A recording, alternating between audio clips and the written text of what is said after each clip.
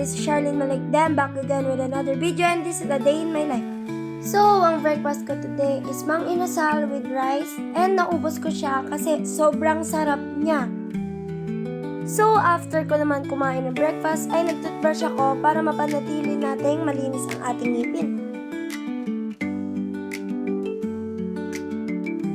After ko naman mag-toothbrush ay dumiretso na agad ako sa sala para mag-ayos ang aking muka. Para mapanatiling maganda ang ating pagmumuka. Diba? Charot!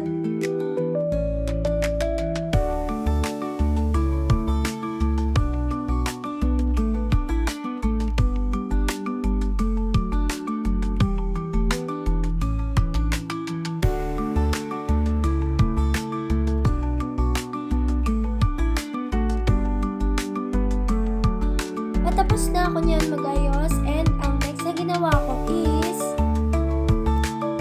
nag-shoes na ako. Halitang nagmamadali ako dyan kasi 6:30 dapat ang call time namin papunta sa school, pero it's 6:35 na.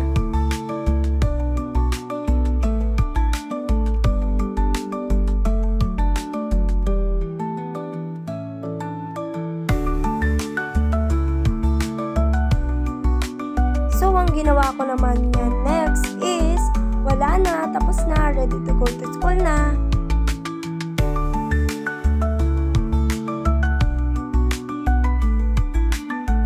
Nag-drive na lang ako papunta sa school para mabilis makapasok at hindi medyo malate.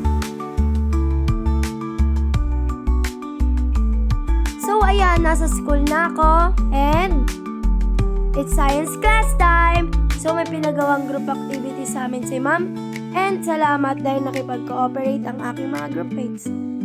And ayan ang aking mga groupmates. Say hi! So, free time namin ngayon sa Filipino. So, nag-notes na lang ako and nag-review for our biotech exam. After our classes is pumunta na agad kami sa Marikit para pumila at magpatatak.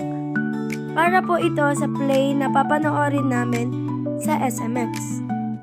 Ang daming tao, sis! And ayan ang pinanood namin play sa SMX and sobrang ganda niya. Ang tawag dyan is pagbabalik tanaw sa Olongapo.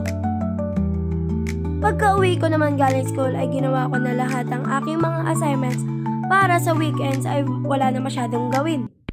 Thanks for watching! Bye-bye!